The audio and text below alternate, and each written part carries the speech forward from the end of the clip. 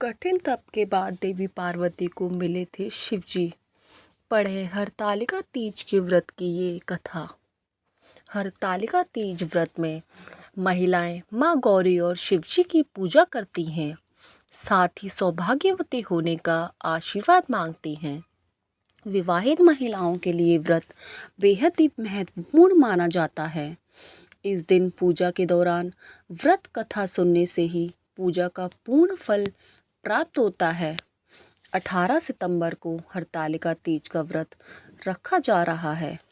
अखंड सौभाग्य की प्राप्ति वाला यह त्योहार हर साल भाद्रपद माह के शुक्ल पक्ष की तृतीया तिथि को मनाया जाता है। यह व्रत मुख्य रूप से सुहागिन महिलाओं के लिए खास होता है। इस दिन सुहागिन महिलाएं अखंड सौभाग्य और सुखी वैवाहिक जीवन के लिए व्रत रखती हैं।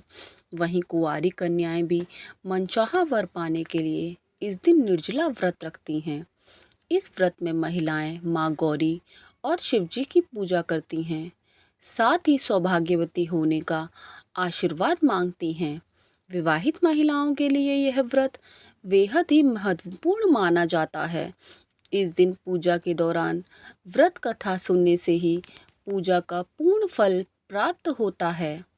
चलिए जानते हैं हरतालिका तीज व्रत कथा के बारे में। कैसे पड़ा इस व्रत का नाम हरतालिका तीज? पौराणिक कथा के अनुसार पार्वती जी की सखियां उनका अपहरण करके जंगल में ले गई थीं, ताकि पार्वती जी के पिता उनका विवाह उनकी इच्छा के विरुद्ध भगवान विष्णु से ना कर दें, क्योंकि पार्वती जी ने मन ही मन भगवान शिव को अपना पति मान लिया था। पार्वती जी के मन की बात जानकर उनकी सखियां उन्हें लेकर घने जंगल में चली गईं। जंगल में अपनी सखियों की सलाह से पार्वती जी ने एक गुफा में भगवान शिव की आराधना की। भाद्रपद तृतीया शुक्ल के दिन हस्त नक्षत्र में पार्वती जी ने मिट्टी से शिवलिंग बनाकर विधिवत पूजा की और रात भर जागरण किया। पार्वती जी के तप से खुश होकर भगवान शिव ने माता पार्वती को पत्नी के रूप में स्वीकार कर लिया। इस तरह सखियों द्वारा उनका हरण कर लेने की वजह से इस व्रत का नाम हरतालिका तीज पड़ा। तो चलिए दोस्तों, आपको बताते हैं हरतालिका तीज की व्रत कथा। एक बार भगवान भोलेनाथ ने माता पार्वती को उनके पूर्व जन्म के बारे में बताते हुए इस व्रत के महत्व को समझाया था। माता पार्वती ने बहुत छोटी उम्र में ही भगवान भोलेनाथ को अपने पति के रूप में स्वीकार कर लिया था। उन्होंने बाल्यावस्था में ही 12 वर्षों तक हिमालय के किनारे बैठकर कठिन तप शुरू कर दिया। अपने इस तप के दौरान उन्होंने बिना कुछ खाए पिए अपना जीवन व्यतीत किया। उन्होंने जीवित रहने के लिए सूखे पत्ते और हवा खाकर ही कई वर्षों तक गुजारा किया। देवी पार्वती को इस स्थिति में देखकर उनके पिता बहुत ही दुखी रहते थे। देवी पार्वती की तपस्या को देख भगवान विष्णु प्रसन्न हो गए, जिसके बाद महर्षि नारद उनके पिता के पास भगवान विष्णु का रिश्ता लेकर पहुँचे। भगवान विष्णु से रिश्ते की बात सुनकर उनकी खुशी का तो कोई ठिकाना ही नहीं रहा। उन्होंने एक बार में ही स्वीकृति में हामी भर दी।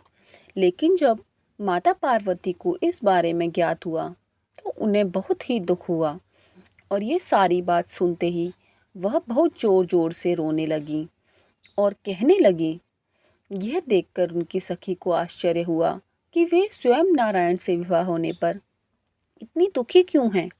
तब उन्होंने अपनी सखी को उत्तर देते हुए कहा, ये इतना कठिन तप और व्रत भगवान भोलेनाथ को पति के रूप में पाने के लिए ही कर रही हूँ, लेकिन उनके पिता उनकी शादी भगवान विष्णु से ही करवाना चाहते थे।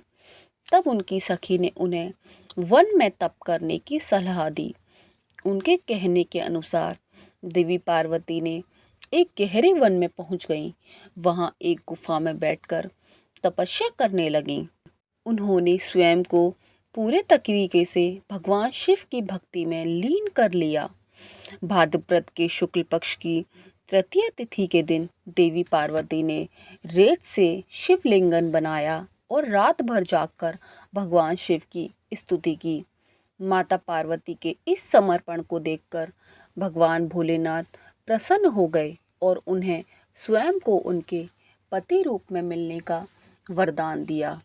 माना जाता है कि जो भी महिला इस दिन पूरे विधि विधान और श्रद्धापूर्वक व्रत रखती है, उन्हें इच्छा अनुसार वर की प्राप्ति होती है।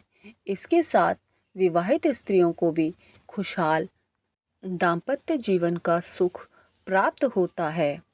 इसीलिए हरियाली तीज के इस व्रत को इतना महत्वपूर्ण बताया जाता है। तो ये थी हरतालिका तीज के व्रत की कथा। दोस्तों, कैसी लगी आपको ये हमारी ये कहानी, हमें कमेंट बॉक्स में ज़रूर बताएं और हमारे चैनल को लाइक एंड सब्सक्राइब करना ना भूलें। नमस्कार दोस्तों, धन्यवाद।